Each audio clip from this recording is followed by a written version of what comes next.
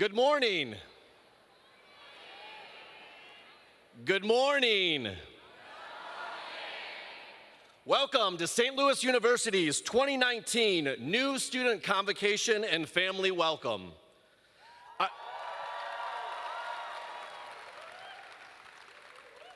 I ask you to please silence your cell phones. Students and families, the bearer of the university mace, Provost Chet Gillis.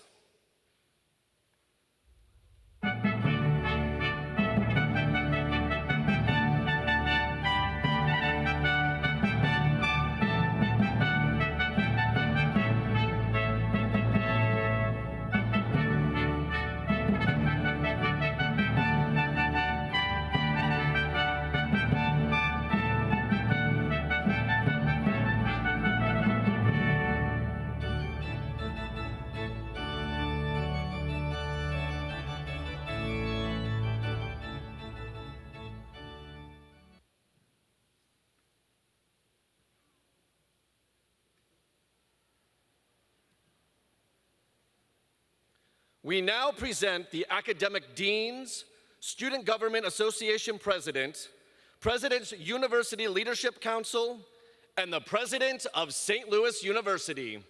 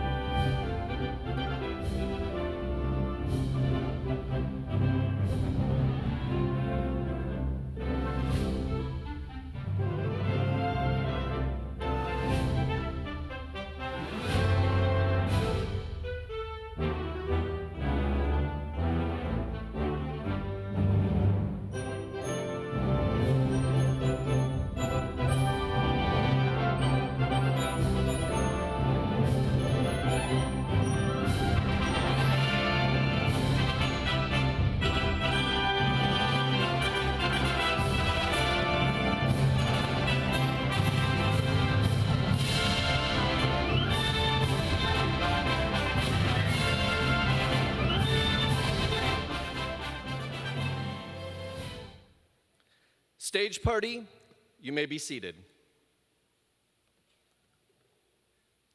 The faculty of the schools and colleges of St. Louis University will be escorted by the University Marshals. Please welcome the endowed chairs and professors and faculty of St. Louis University.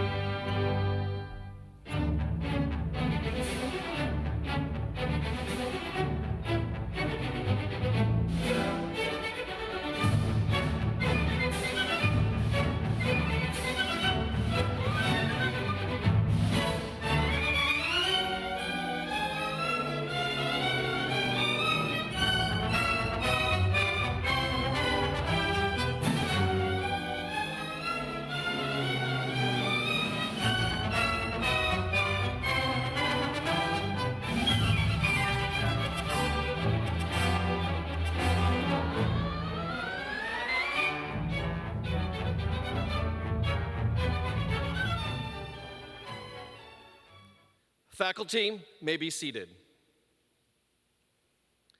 It is now my pleasure to introduce our Master of Ceremonies for today's Convocation, Dr. Chet Gillis. Dr. Gillis is SLU's Provost and Chief Academic Officer. He joined the university in January after a long career at Georgetown University.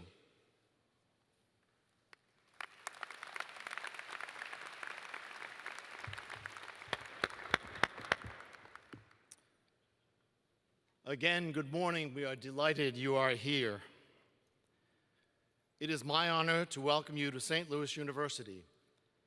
We especially welcome our first-year new students, our new transfer students, our new international students, our new graduate and professional students, your families and friends.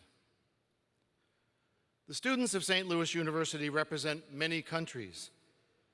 When you graduate, you will share the mission of the university with the world. You will become flag bearers for the university. Today, we honor the countries represented by our new students by displaying the flags of their home nations.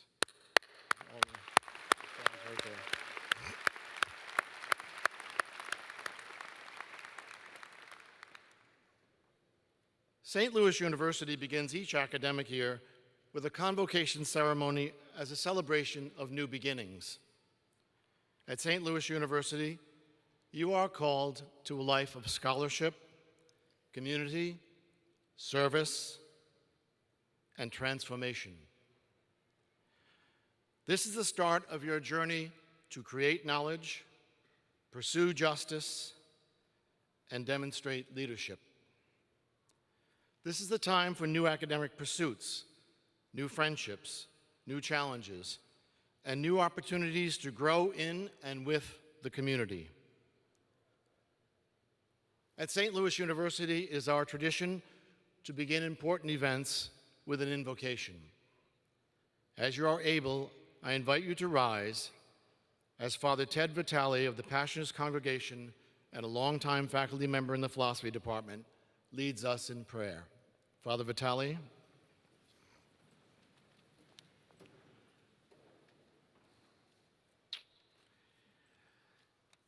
Dear and Heavenly Father, we come to you today as a community of scholars and students, administrators and staff.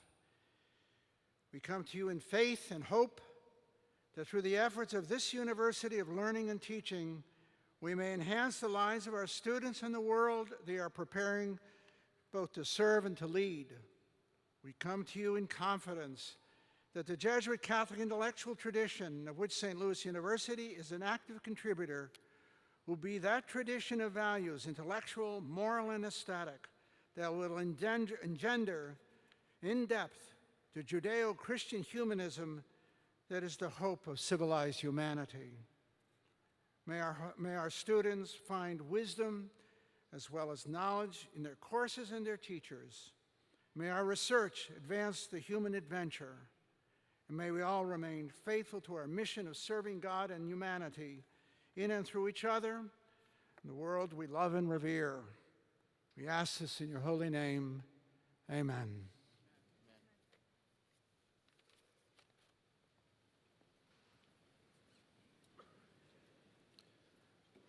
Thank you, Father Vitale.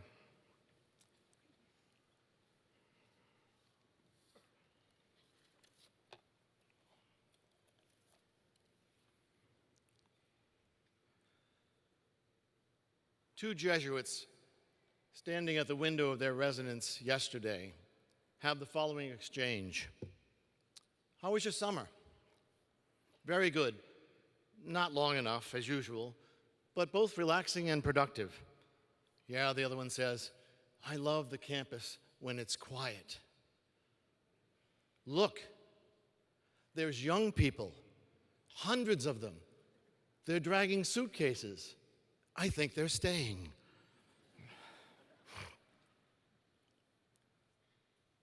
Indeed, you are here to stay for a few years for transfers and 4 years for most of you. So what are you here for? You are here for many reasons: to make friends, to explore a new city, to make your parents proud, to get an internship, to be prepared for a job. Yes, all of these and more. But first and foremost, you are here to be educated. It is for this reason that SLU exists, and for this reason that we welcome you to this convocation today. Although a number of politicians tell us that higher education is a right, what you are about to embark on is still a privilege. One in which you, your parents, and St. Louis University have invested. Almost half the world, over 3 billion people, live on less than $2.50 a day. At least 80% of humanity lives on less than $10 a day. Only 6.7% of the world has a college degree. Less than 1/4% of the world gets to attend a major American research university. So you are indeed privileged, and we are privileged to have you join us in this academy. And it is the academy that you are joining, a place where ideas are the coin of the realm, a place where you are invited, no, required, to engage in research, conversation, study, without prejudice, without a preconceived answer, without the possibility to retreat into the familiar and the comfortable. Sometimes this experience will confirm what you have always held to be the case. Sometimes it will cause you to rethink assumptions, to see and interpret texts, cultures, and communities differently. You will need to listen to others who do not share your point of view, to think beyond your own well-honed provincialism, to learn from professors and mentors who have done the hard work of discovery and analysis. You will have to learn how to collect and interpret data, marshal arguments, and write with sophistication and eloquence. You'll begin given the opportunity to expand your intellectual and personal horizons with internships in the real-world settings, clinics in which you interact with patients, clubs or organizations that need your participation and leadership. This weekend, you will have many opportunities to get to know one another, to explore the campus and the city, to introduce your parents and families to your new dorm room, roommate, and floor mates, and to say goodbye with a tear in your eye as they leave to go home and you stay to make a new home. Not to replace your family home, but to complement it. There is no singular SLU experience.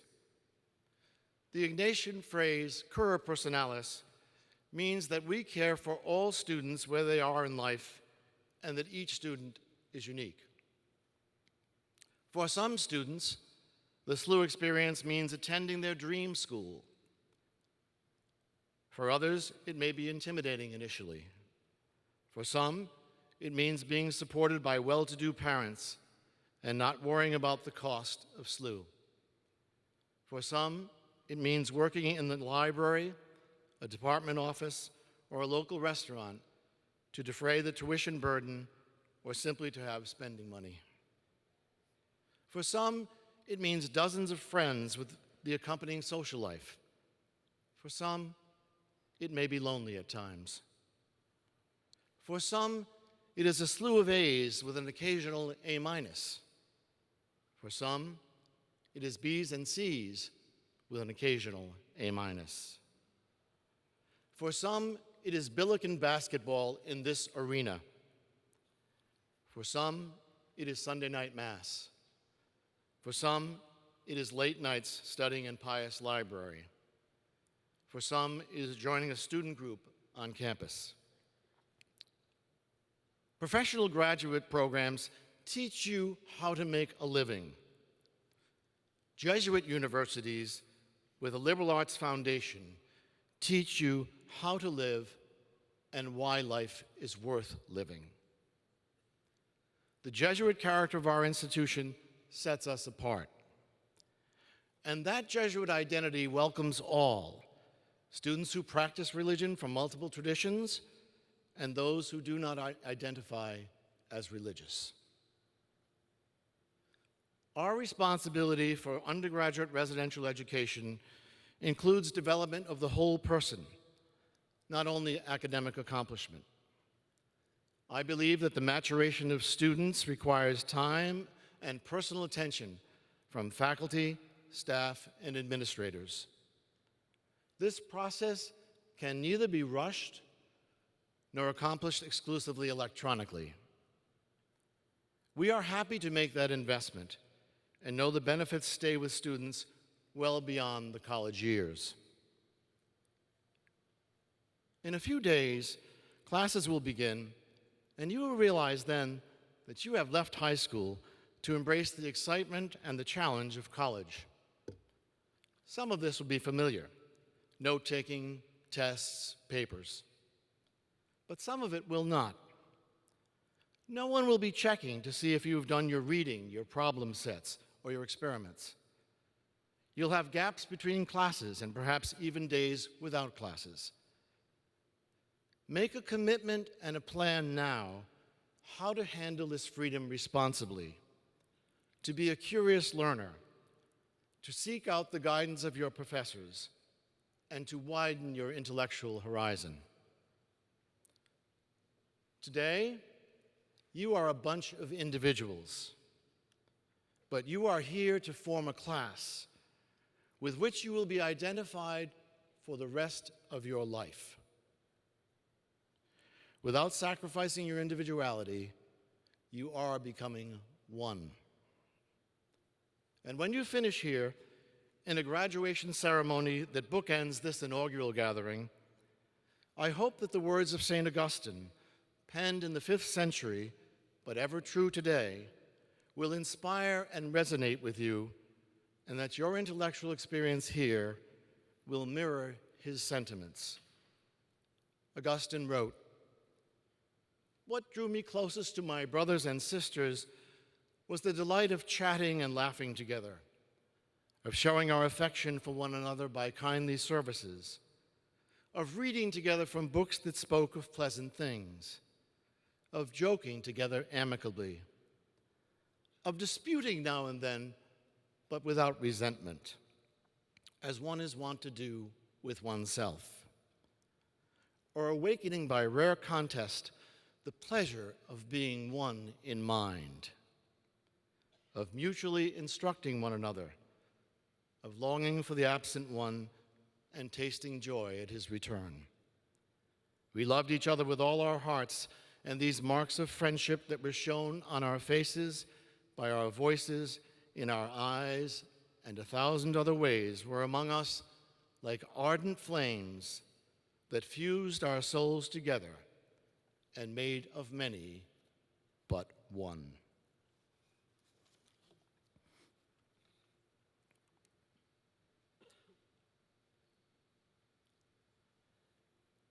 Next, I would like to invite our senior student, Malia Falahi, to share her insights with you.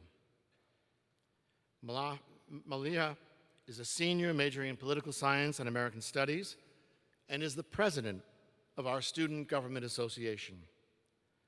She hails from Manchester, Missouri, and in addition to leading the SGA, she was a SLU 101 leader this summer and is involved in sorority life. Please help me in welcoming Malia.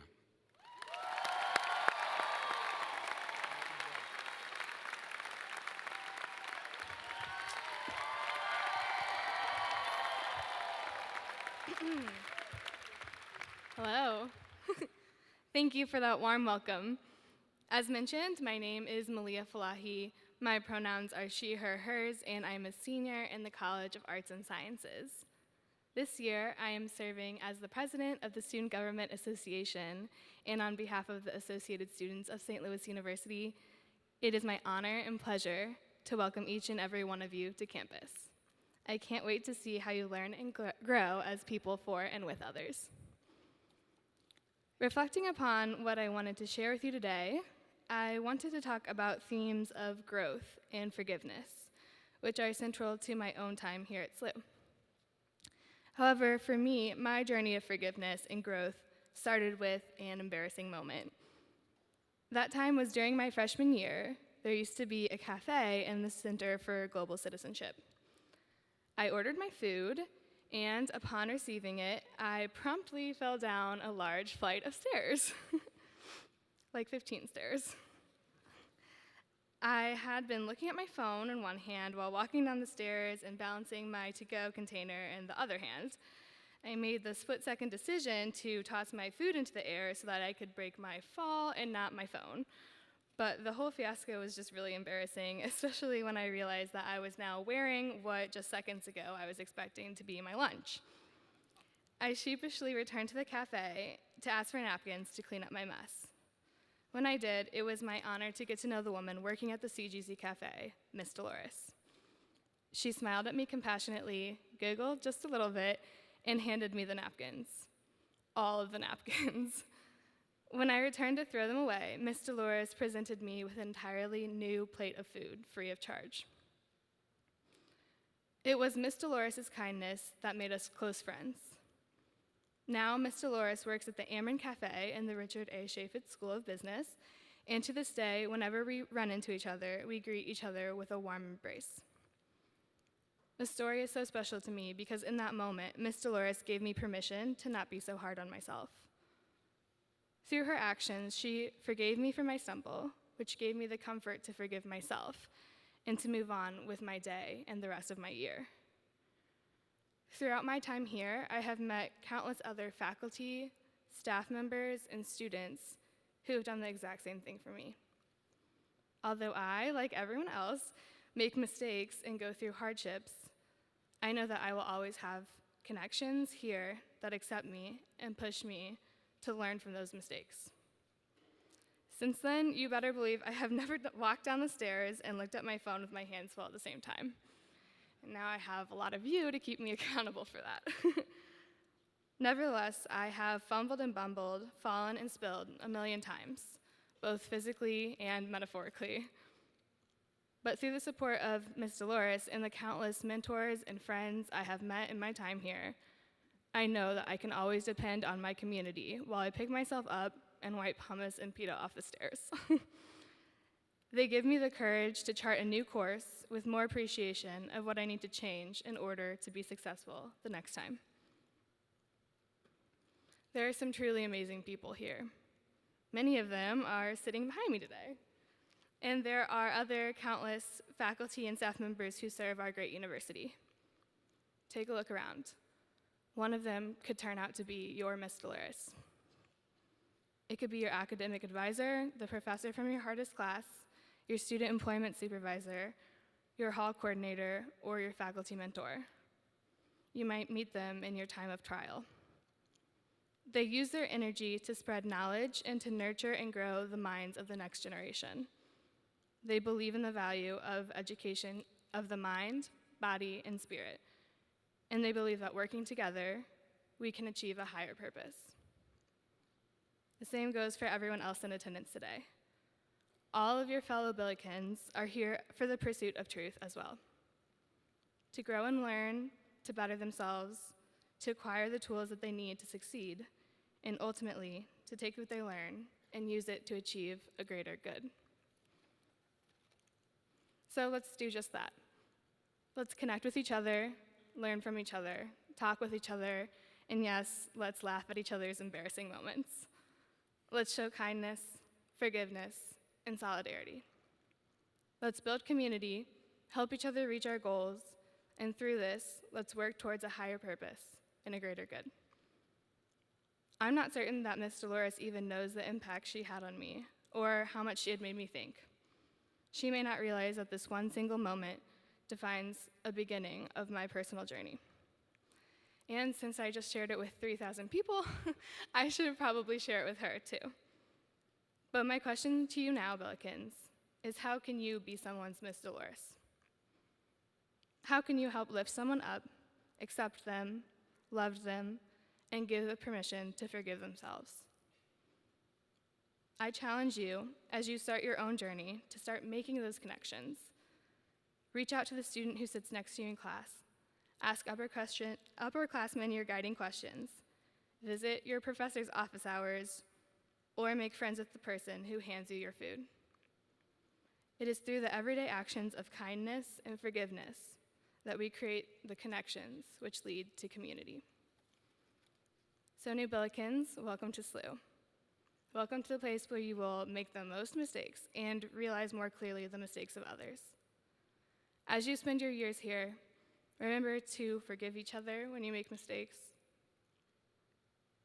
to reach out to the people who are here to support you, and remember that you are never, ever in this alone. We are all here together, pursuing a higher purpose and a greater good. Have fun this week, enjoy Fall Welcome, and once again, welcome to our St. Louis University community.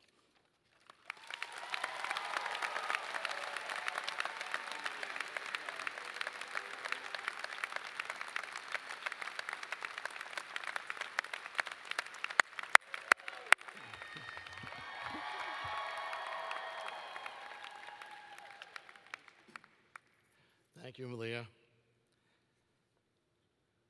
We know one of the primary reasons you chose to attend St. Louis University is our outstanding reputation for providing an excellent education, grounded in Catholic Jesuit values. As you begin this transformative educational journey, you should know our large faculty and staff are here to support you.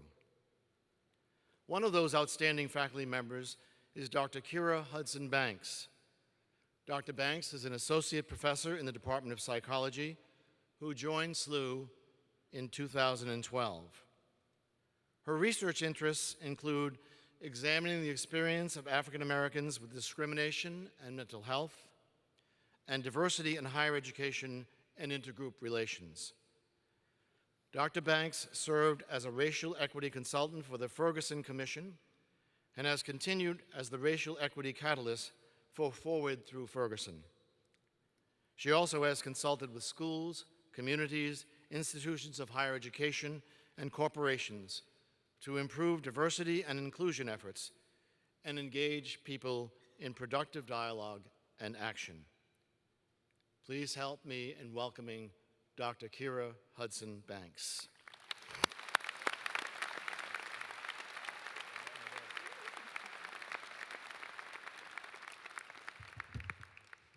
Good morning, fellow Billikens and families. I really am honored to share a few thoughts with you this morning as you enter this new stage of life. My advice is simple: leverage your privilege. You hear nowadays, sometimes people say, check your privilege, but in my opinion, it's important to see it, to leverage it, to know it, so that you can make the world a better place with it. In fact, if we think about it, that's how women gain the right to vote. Men in positions of power who had the privilege of being in Congress leveraged their privilege. I mean, let's be honest, it wasn't that easy. There is a long history of women's suffrage and all sorts of intergroup racial dynamics, but it's a reminder that with privilege comes great power and responsibility to change the rules and open up the doors for others. I remember starting college over 20 years ago, and I remember the excitement of moving into the dorm and the realization of that last goodbye. I was aware that I was privileged, but I didn't have a clear sense of just how privileged. So fast forward, here I am studying the psychology of oppression, and I study how people experience discrimination, how we can support people through those moments of being targets of oppression, but also how we can support the understanding of all people, especially those who are privileged in some way, to build systems that are equitable. My parents were first-generation college students, so my family's made up of people from a wide range of class and educational backgrounds, and I was taught that people are to be respected and valued regardless of what they make or what they do for a living, that another person's dignity is not defined by their vocation. And yet, I was aware from a young age that in our society, people are discriminated against for things they can't control and for things that don't define them. I wanted to be a psychologist who helped people and wanted to create a society where discrimination and those barriers were non-existent. Yet I was a 17-year-old starting college with no training. I just had a desire, a vision of how I might be of service in society. And as Provost Gillis mentioned, being in college with the space and the resources to gain knowledge and develop your thinking is a privilege. It's one that I leverage, and it's one that I hope you leverage as well. I encourage you to step into this new phase and be bold enough to create a vision for yourself. Write it down, visualize it, share it with someone who believes in you, and then be willing to go for it. Don't just sit back and wait for the opportunities to come to you. Actively look for them, create them, and seize them. My first college class was the Introduction to Psychology course. It was team taught, and one of the professors introduced herself and her work. She studied Black families in white communities and how young people develop a sense of who they are in terms of race. That's what we psychologists would call racial identity. And when she spoke, I felt a sense of curiosity and excitement. I really didn't know what to do with that, but I went and talked to her after class. I told her that her work was interesting to me because I had grown up in a predominantly white town and I had navigated people who thought I was acting white because I was speaking proper English, or I wasn't Black enough because I played golf or got straight A's. I knew enough to know that being Black didn't mean just one thing, and I certainly knew that it didn't make me less capable, but I didn't know what to do with all these ideas. So she heard me and invited me to her office hours, and I went. And I say the rest is history because Beverly Daniel Tatum is a mentor of mine who remains a mentor to this day. I conducted research under her supervision, ultimately completing my honors thesis with her as my chair. I was one of the first people to get to read a draft of her award-winning book, Why Are All the Black Kids Sitting Together in the Cafeteria and Other Conversations About Race. If you haven't read it, it's an oldie but goodie, and my name's in the back in the acknowledgments. I ultimately followed in her footsteps, getting my PhD from the top program for clinical psychology. And my point in sharing all this isn't to brag about myself, it's to highlight that I leveraged the privilege that I had. I could have sat in my seat in an auditorium of about 100 students and kept my thoughts to myself. But I had access to an amazing scholar who was not only willing to teach me, but had set time aside in her schedule to answer my questions and advise me. And that's a privilege. So here, I share 3 things that I hope you take from my story into your journey into the academy. 1, listen to yourself. I didn't have words for it at the time, but my professor's words tapped into something and tapped into my interests. They stirred something inside me, lit a spark, fanned some flames that were starting to burn, however you want to think about it. I want you to get that vision that you have for yourself and pursue it. Listen to that inner voice. And I also want you to know that sometimes the tasks that you have to do aren't going to be fun or comfortable, but they're in service for your future self. For example, I love reading and researching and presenting my ideas orally, but writing has always been a chore. But here I stand with dozens of publications because it's what I must do to communicate my ideas and thoughts in my field. I share that to say not every step along the path of pursuing your goals will be desirable. But if you know yourself enough to be in touch with your passion, the hard stuff has purpose. 2, take risks. We can do things and be scared.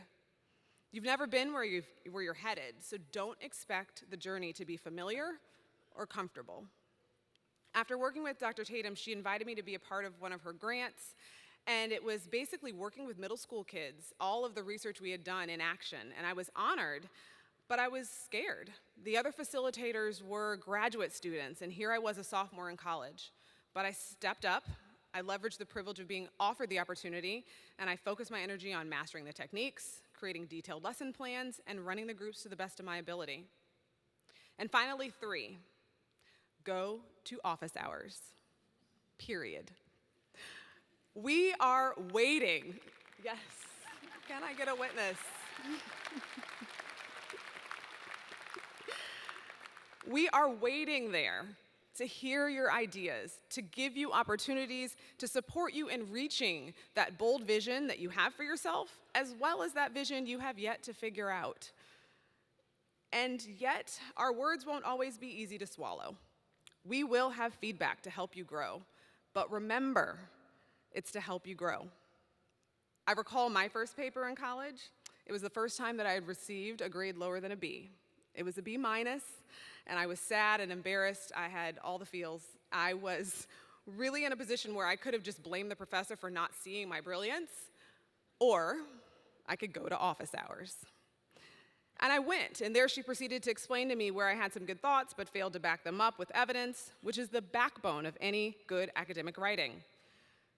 You're entering a space where what you think you know will be challenged. That video that you see on Instagram or that news story that is from a less than authoritative source, even some of what your parents told you. All of that can be vetted. Is it anecdotal? Is it the experience of one or few? Is it biased based on who paid for the content or who's watching it? Is there a body of empirical evidence gathered through rigorous research methodology that can inform your thinking? You'll learn to explore new ideas and to gain the skill in being able to be in dialogue with people who don't agree with you and gathering knowledge to inform your thoughts. But I digress. My point is to go to office hours. That's how I ended up today, here today. I went to Dr. Tatum's office hours. I've had a successful career, earned tenure at 2 institutions, and just last year I was honored with the Presidential Citation from the American Psychological Association, which is like the association of psychologists in the world. And I earned it for the work that I did with the Ferguson Commission and the broader community for being a citizen psychologist, a psychologist who uses their knowledge, their research, and their skills to solve real-world problems. I felt like that was a moment of validation, that I had succeeded in leveraging my privilege and paying it forward. And yet the work continues. So privilege does not mean things are easy, but it does mean a lot of things are set up for you to succeed. And I share these 3 lessons to encourage you to dive deep into your studies. Be bold enough to have a vision for yourself. Listen to your inner self so you can hear what excites your mind. Take risks. And for the love of all the money that you and your family are investing in this education, go to office hours. Thank you.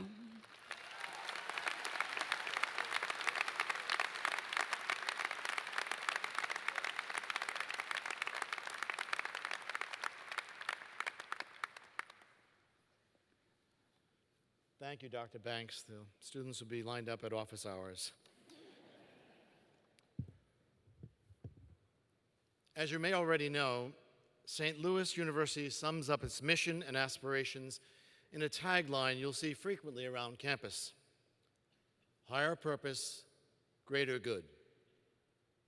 It means that all members of the SLU community serve a higher purpose as a Catholic Jesuit university while seeking the greater good, the best for all, the magis, or more for the world.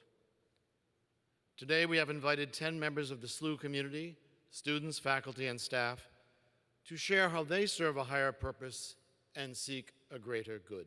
Please welcome them.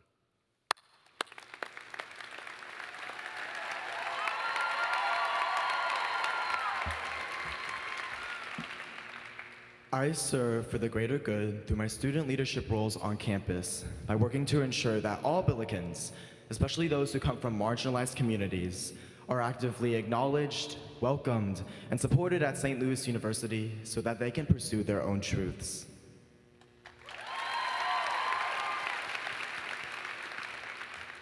Como una artista, quiero crear una obra irrepetible que captiva la imaginación de la audiencia y redirige las intenciones a la promoción del propósito más importante de nuestra comunidad, nuestro país y nuestro mundo. As a fine and performing artist at St. Louis University, I strive to create an unrepeatable performance that captivates the imagination of an audience and redirects their intentions toward the advancement of the greater good for our community, for our country and for our world. As health professionals learning together in the Jesuit tradition, we share a higher purpose of person-centered care, clinical excellence, and interprofessional collaboration to achieve the greater good of health, wellness, social justice for individuals, communities, and society.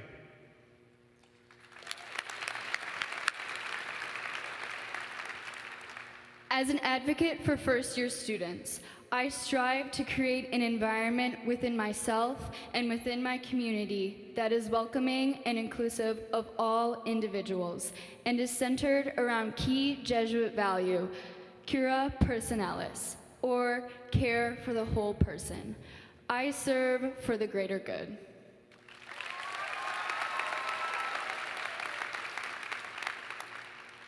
As members of the Madrid campus, we continue to fulfill San Ignacio de Loyola's higher purpose in a unique, culturally diverse setting, promoting a better understanding among individuals from all over the world and contributing to the greater global good.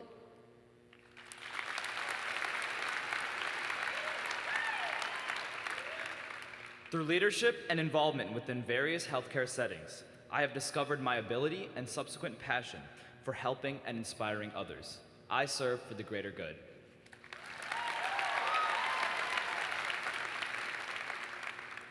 I speak as a member of the College of Arts and Sciences faculty, representing the humanities, the social sciences, and the sciences, to affirm that all faculty share a higher purpose of extending SLU's mission of social justice and care for the whole person to all of our LGBTQIA students, by making you feel welcome and safe in our classrooms, and by looking out for your personal and intellectual well-being.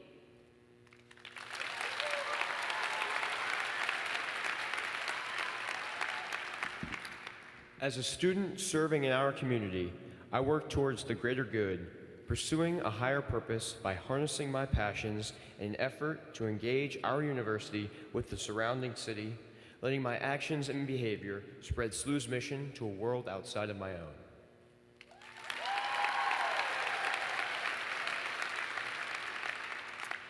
As a generational and commuter student, I found that my purpose was to help my fellow Billiken family find their self-worth and passion.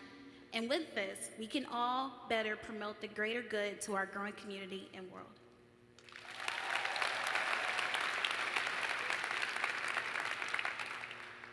Teaching and applying engineering theories is my passion, but being a father to a new Billiken and a part of students' lives inside and outside the classroom are even more fulfilling.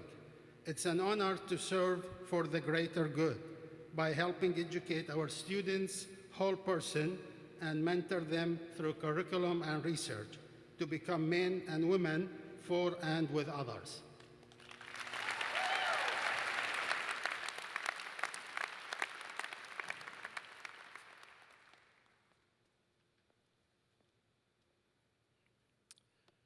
Thank you all for your inspiring words. It is now my privilege to introduce the president of St. Louis University. Dr. Postello became the university's 33rd president in July of 2014. He is the first permanent lay president in SLU's 201-year history. Under his leadership, the university has come together as a community to develop and advance a campus-wide strategic plan and vision for our future. At the heart of this plan is the success of our students and the health of our patients, rooted in our Catholic Jesuit mission and values. Dr. Postello is leading SLU's Accelerating Excellence campaign, the largest fundraising campaign in university history. The campaign has already set multiple university records for annual gift totals and is on course to reach the $500 million goal. Community engagement is a central tenet of Fred's leadership. The university has responded by elevating our involvement in the St. Louis region and working as a partner to bring people together and to address the region's most pressing issues. Please join me in welcoming the President of St. Louis University, Dr. Fred Pistello.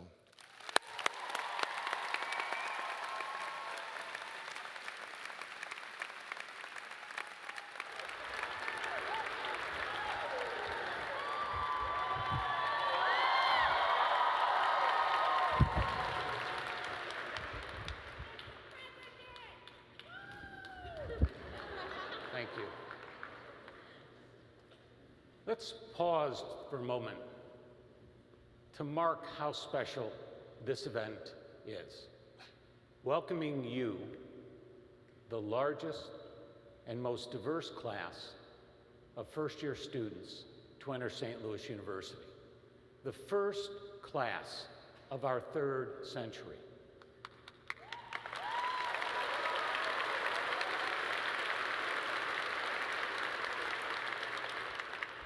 As you will come to learn, we are the oldest university west of the Mississippi River. Think of that vast amount of territory. We are the oldest, second oldest Jesuit university, and with St. Louis University High School, the oldest continuing organization in the St. Louis region. There is no other. We were founded together as St. Louis Academy in the 1920s. St. Louis High School broke out. No other organization in this region which has existed as long as we have. And you are now joining us, becoming a part of this tradition. And so to mark it, for the first time, we are going to take a class picture at the start of your time here at SLU. So everyone looks that way and smiles. You can see the photographer up there.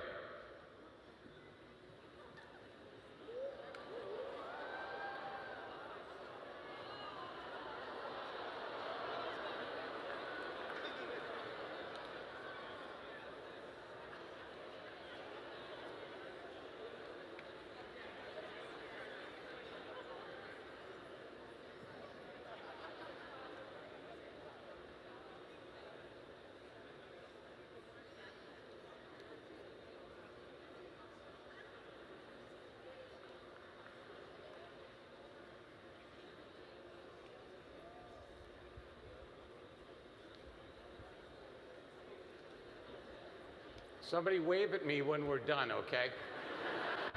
I see the drone. Yeah.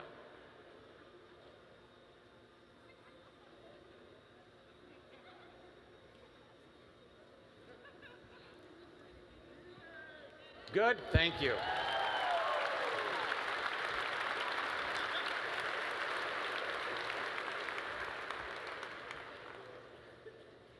I speak many times, often in the course of a day, certainly in a week, in a month. I don't know how many times, hundreds of times, I speak over the course of the year. I speak here on campus, I speak in the region, I speak across the nation, and sometimes even internationally. Of all those addresses, this is my favorite. I have no notes, I have no teleprompter. I speak from my head and my heart to you, the newest members of our community here at St. Louis University. Over the course of the last year, you were involved in a search for a college or university that would be a good fit for you. Among the others to which you may have applied, you applied to SLU. We received and reviewed your application, and we said yes. We said yes because we believe that each and every one of you, regardless of your background, your ethnicity, your gender, your faith, regardless of where you came from, regardless of your level of ability, we believe that you would make a good and successful member of our community. And thank you for saying yes to us, to join us and now become a part of the fabric of our history, members of the class of 2023. So I want to begin by having you affirm what you are now, which is a Billiken. So I'm going to count to three, and on the count of three, each and every one of you is going to say, I am a Billiken. Are you ready? 1, 2, 3. Okay. My friends,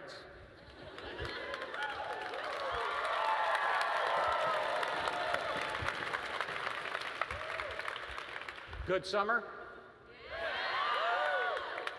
Are we going to thank these members of the St. Louis community who work so hard to move you in?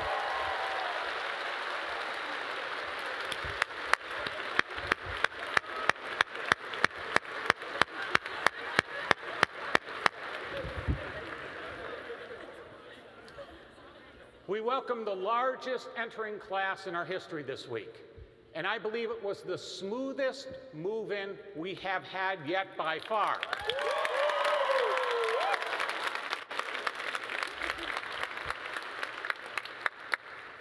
Great job. Thank you for all you did over the course of the summer to assist and make this week a success. But now I'd like to show the enthusiasm with which we declare ourselves to be a Billiken. So on 3. 1, 2, 3. Great job.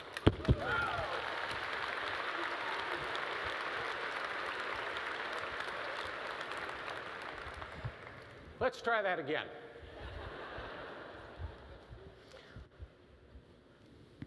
That's how Billikens feel about being Billikens. New Billikens. 1, 2, 3. Wonderful.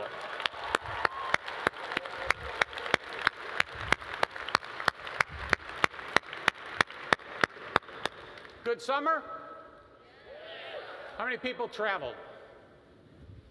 How many people traveled internationally? Anyone go to Italy? Few. Florence? A couple. This summer, I went to Florence for the 5th time since 2000. I spent 2 weeks in the city, didn't travel outside the city. I love Florence, Italy. Last Sunday morning on CBS News, did an entire show on Florence. It is spectacular. You have the museums, the Uffizi, the Accademia. You have the beautiful architecture, the Duomo, the Baptistry, Santa Croce, Santa Maria Novella. You've got the Arno, you've got the Ponte Vecchio. Just spectacular. What a beautiful city. What great architecture. What wonderful art. But my favorite structure in all of Florence is one that doesn't have necessarily the 2-hour line to get in. It's the Chapel of the Medicis. Every time I go to Florence, I joke with my wife, I'm going to go pay rispetto to the boys. And I go visit the Medici Chapel. And I'm particularly struck by the Chapel of the Princes. Anyone been in the Chapel of the Princes? It is absolutely spectacular, designed, effective in exactly what it was intended to do. There you have 6 of the Medici tombs in that octagonal room.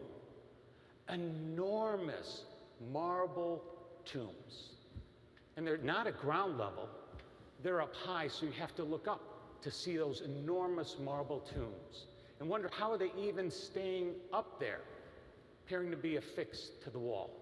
This family of enormous wealth and power, using that to inspire awe in those who enter.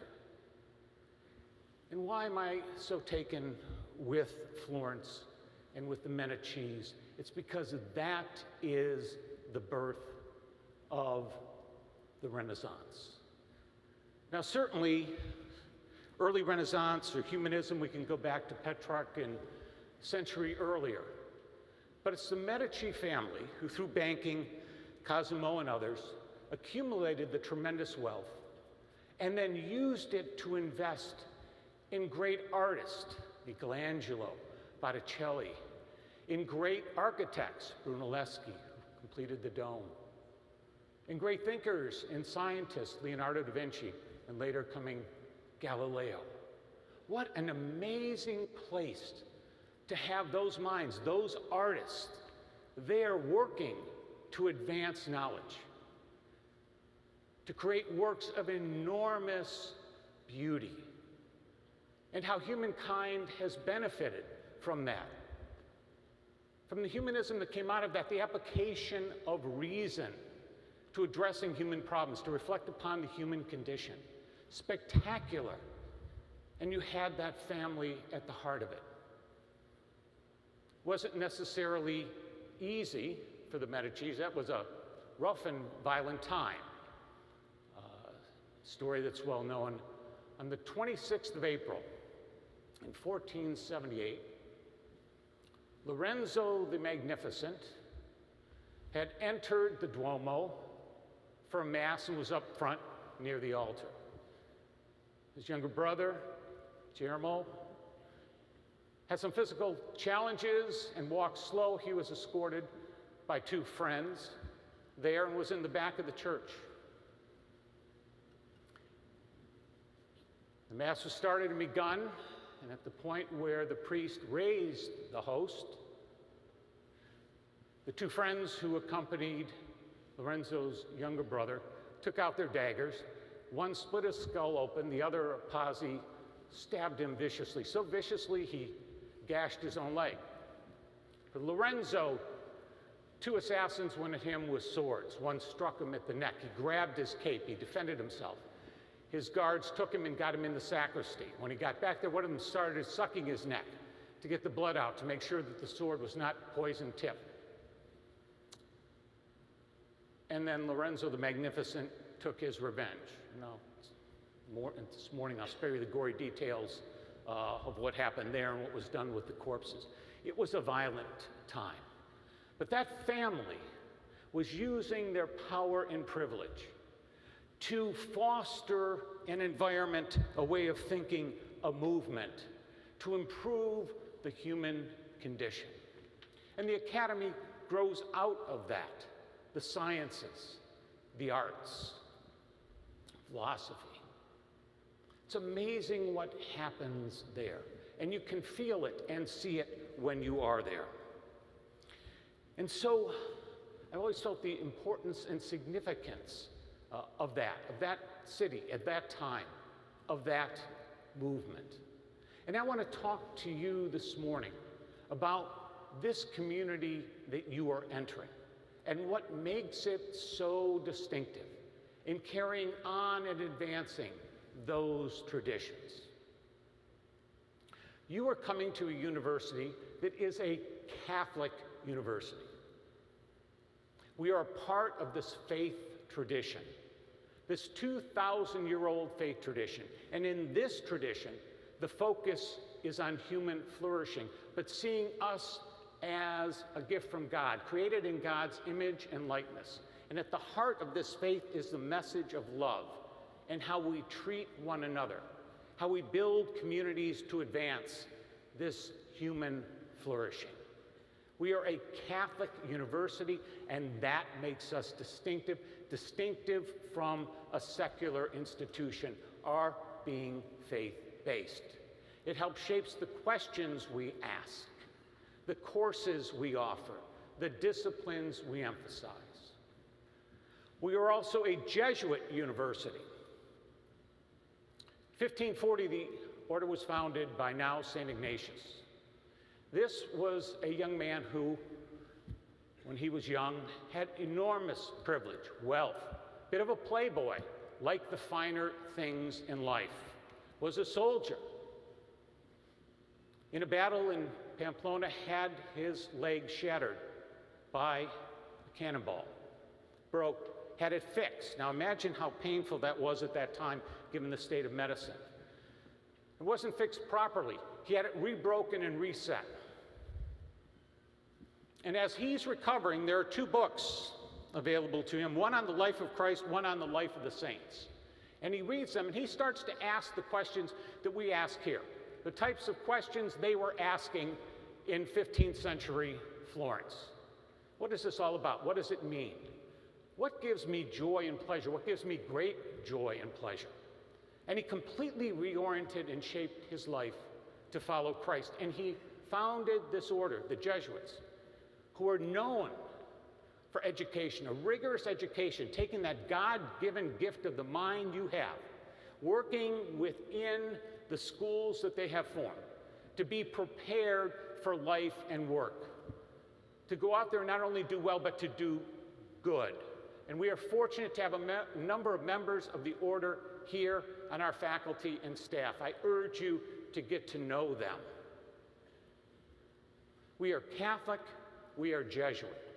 And there is some tension between that humanism growing out of the Renaissance and the Catholic vision based on faith, reason, radical empirical observation and application of logic.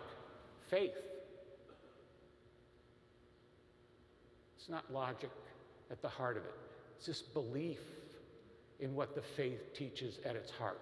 And here we struggle and deal with what sometimes is tension, but how faith and reason can come together to improve the human condition. So we are Catholic, we are Jesuit. We are international. The Jesuits became an international order. We are an international university. We have a full degree granting campus in Spain, but we are also international in terms of welcoming students, faculty, and staff from other countries, in terms of encouraging the study of other countries, in terms of encouraging you getting to know other countries and their people. The world is shrinking, as we all know. We are part of this one human family across this planet. I hope that you have the opportunity for a variety of international experiences while you are here at St. Louis University. We encourage and promote that. We are Catholic, we are Jesuit, we are international, we are urban. Chandler, I'm going to call on you when I start to get down the list to make sure you're paying attention and can fill in the rest. Are you over there? Raise your hand. Okay.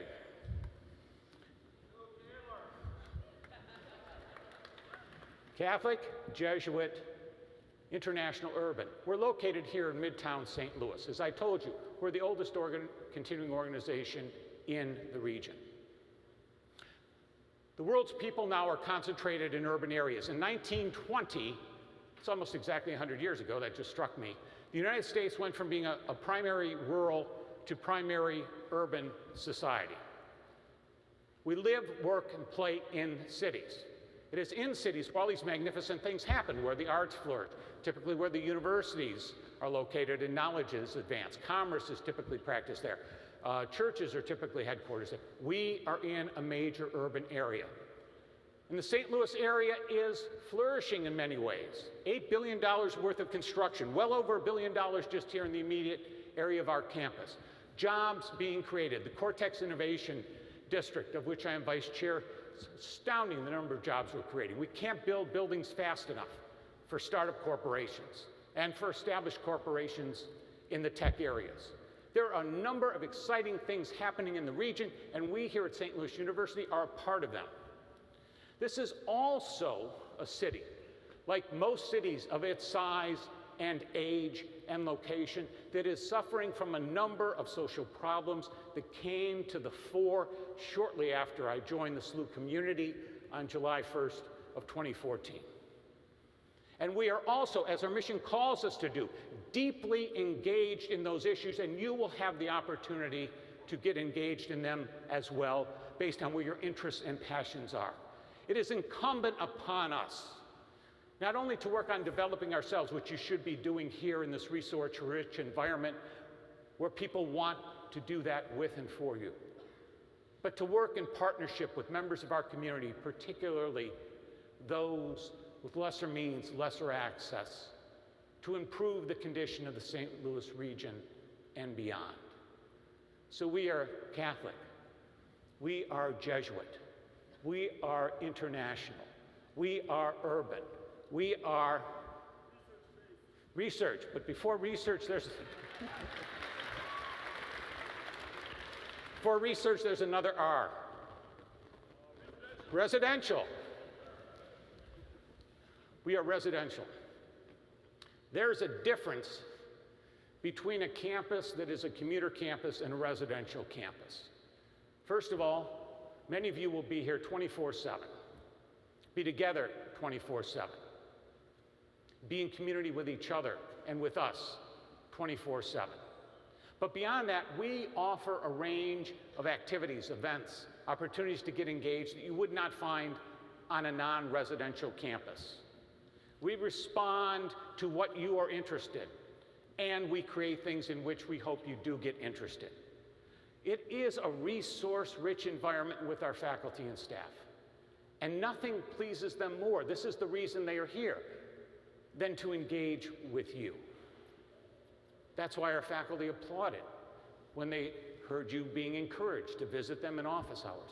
We want to make you successful. We want you to grow academically and personally, physically, spiritually, and we will provide the resources to do it. But it's incumbent upon you to take advantage of them. Catholic Jesuit, International Urban, Residential Research. We are a research university. That sets us apart from a liberal arts college, from a master's level college. Here, we are engaging with the most compelling questions of our time across the entire span of fields. It would be hard to imagine an academic area that we are not engaged in at some level here at this institution, that you will not be able to explore.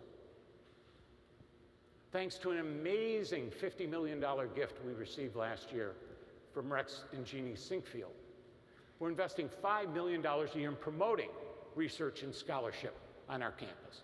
We've been able to attract or retain 7 scholars thanks to that gift and fund 28 others in terms of advancing their research. We are identifying areas of excellence and focus where we want to be on absolutely the cutting edge of knowledge. We have a research active faculty, and they are interested in engaging with you in the pursuit of truth, knowledge, and beauty. We're Catholic, we're Jesuit, we're international urban, we are a residential research university, and that takes us back to Florence. Like Florence at that time, here you find what is at the heart of any college or university, a community of scholars. Much like the Medicis, Lorenzo, his predecessors, his descendants, were promoting there in Florence as the Renaissance was growing and gaining speed. And we're here together, feeding and building off each other, passing on traditions. Become a part of it. This is a special time in your lives, 4 years for most of you, free of the demands of work and career, free of the demands of family, to focus on yourself, your growth, and your development in this wonderful community we know as a university. With these extraordinarily talented people who are dedicating themselves to advancing fields of knowledge in terms of the methodologies and the theories, and who are eager to transmit them and work in partnership with you in advancing knowledge, applying knowledge, integrating knowledge. This is a special and a sacred place, one where reason and faith come together. It is fortunate, we feel fortunate to have you here. You should feel fortunate to be here. You've already gotten some taste just in the past couple days of how extraordinary St. Louis University is. I promise you, you'll be stretched and transformed in ways you cannot yet imagine. And you only have to do one thing: engage. So, I welcome you to St. Louis University. And I ask us one more time, all of us together, on the count of 3, to say what we are. 1, 2, 3. Yes, you are.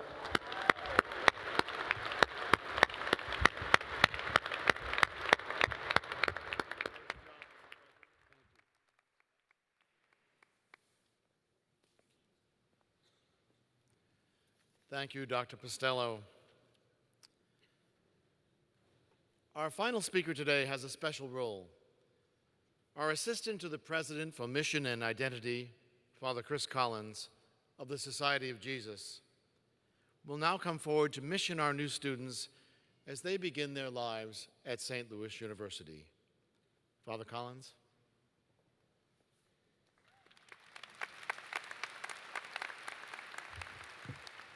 Thank you very much. You will and have already hear a lot at SLU about mission. It comes up all the time in every corner of this university. That's the culture of this place, mission. And I like to think about, let's say 4 years or so from now, when we are gathered back in this arena, it's great to imagine what that future will be as you begin your mission out in the world to love and to serve. And in a special way, to get back into the present moment, it is important for us and a great privilege for us to take stock of where we are right now, because the discovery of what that mission will be for each one of you and for us as a community begins every day, actually. But in a unique way, it begins today. And what we would like to do is propose a few questions for you today, and ideally, maybe every day while you are at SLU. These little cards that you have been given when you were walking in is a very nice, pithy, 3-question proposal for you and for me, for all of us, to be considering on a regular basis. Because when we ask those questions and we let those questions touch our minds and our hearts, as has been talked about already so beautifully, whether it's in the office hours, at the cafe with a little Egg McMuffin or whatever it was on the clothes. There are surprising places where we discover the source of our mission. The source of our mission is to be loved, right? Only when we are letting that love of God, that love of one another into our lives, only when we are offering that love to others, do we really discover where those unique passions are. What do I really love to do? What are the gifts that I really have? Am I good at whatever this is? And does the world need it? What do I love? What am I good at? And does the world need it? The convergence of those 3 questions we'd like to propose to you is the beginning of that discovery of what each one of our vocations is, our mission in the world. And it's all shaped by love. So I would urge you, we would all like to urge you, to reflect a little bit every day. How is it that I have been loved today? Who is it that I have loved today? St. Ignatius talked about how love expresses itself more in deeds than in words. And even in the last 48 hours, countless deeds have been expressed by these folks over here, by all kinds of staff, by your families, by your loved ones here. Love expresses itself more in deeds than in words. We are the recipients of that love on a daily basis, right? Take a little moment every day to let that soak in and to let your hearts become full of gratitude for that love. And to let that love move you out into the world to offer that love to others because they need it, right? We all need to be receiving that love on a daily basis and to take stock momentarily to receive it, to let it deepen in us, and to let that move us out of ourselves. I think that's at the heart of our Jesuit mission. It's certainly at the heart of our Jesuit spirituality that undergirds this mission.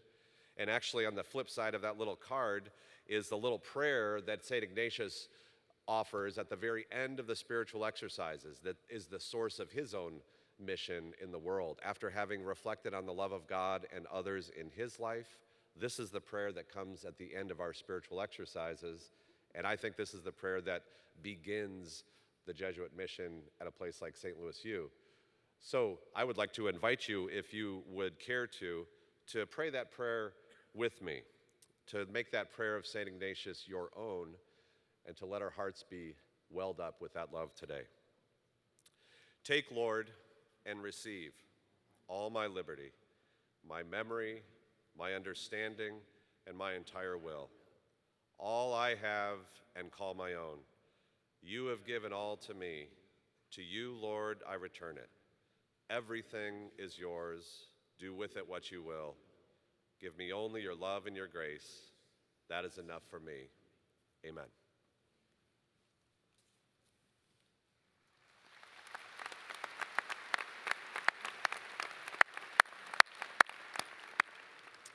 Thank you, Father Collins. Very beautiful. We are truly pleased to have all of you with us today, and we thank you sincerely for choosing St. Louis University. We are thanking you, but it's time for you to thank us. So I'm going to name a range of people who have made this day possible. And like anything, please hold your applause until the end, but it won't be applause. I want you to scream, "Thank you," 3 times when I'm done. Let's thank our resident advisors, learning community peer mentors, Oriflamme leaders, transfer mentors, international ambassadors, commuter assistants, housing and residence life staff, student involvement center staff, facilities and custodial staff, dining staff, events and services staff, and the countless faculty and staff and move-in volunteers that made this day possible for you. And you will say,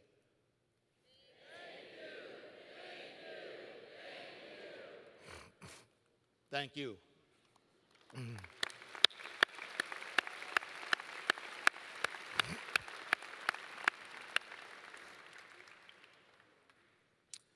As a reminder, following our program, the college and school receptions and luncheons will begin at 11 a.m. Please see the screens here in the arena or your SLU app under Fall Welcome for more information.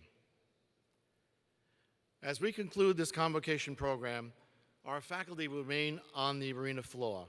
Also, President Costello would be delighted to greet you new students, and we invite you to come down and join us to meet the President and our faculty and perhaps have a photo with the President. Thank you. Welcome to your journey. Welcome to St. Louis University.